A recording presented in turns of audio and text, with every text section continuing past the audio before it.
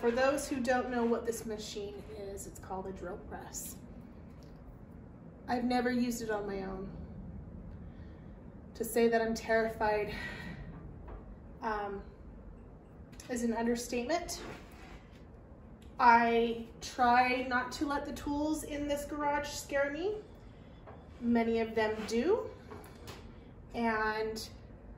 But if I don't force myself to use them and move forward, I'm never gonna get over that. So I've read some information on how to do this, so we're gonna give it a try.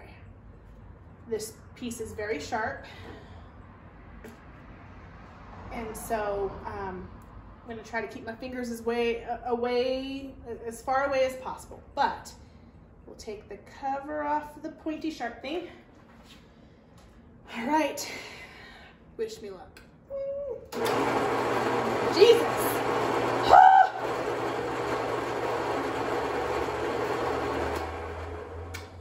That is really close to my face. So I stepped on my specialty glasses, but even if I had any specialty glasses, we'd be going face shield anyway. So let's try this again.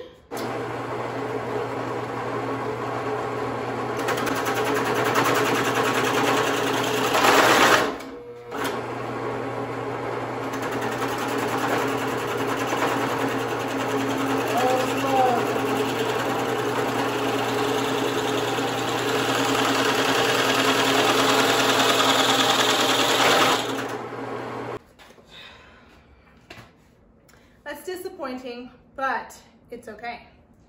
I'll throw this on the bandsaw and maybe I'll score each one and then do the bandsaw. Might be what I think is the safest route for me. So, all right, you guys, here we go.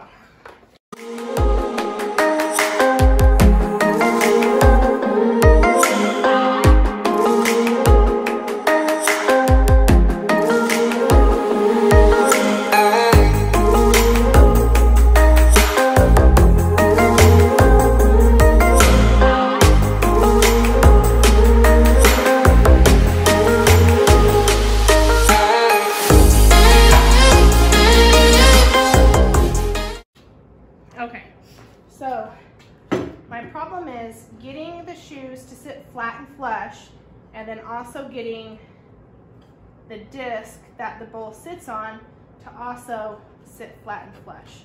So this is going to be something I'll probably have to ask Danny to help me with. I'm having a similar issue with the next feet over. So with these ones, part of it is the dowels are a little crooked. The other part of it is the holes. I think there's maybe an issue with the holes, but they're not lining up and they want to lean to one side. Hey guys, so I wanted to end this video with a small what did I learn section or recap. So one of the things that I learned the most in this project is that I need to slow down and not rush through things. That I think was my biggest issue with this project and a couple of the other projects I'm currently working on is, you know, I don't think to do them early enough and then I'm rushing to get them done. So I need to slow down and just maybe work on one project at a time instead of 5 or 6. So that is one of the lessons I've taken away from this. The other thing I've learned is that I have lots of tools at my disposal. I'm super blessed in that way. And I need to, you know, communicate with the people who are helping me learn, like my husband and my dad and some other people, and run ideas by them so that they can give me feedback, because there's a couple of tools that I could have used that I didn't use, like a jigsaw.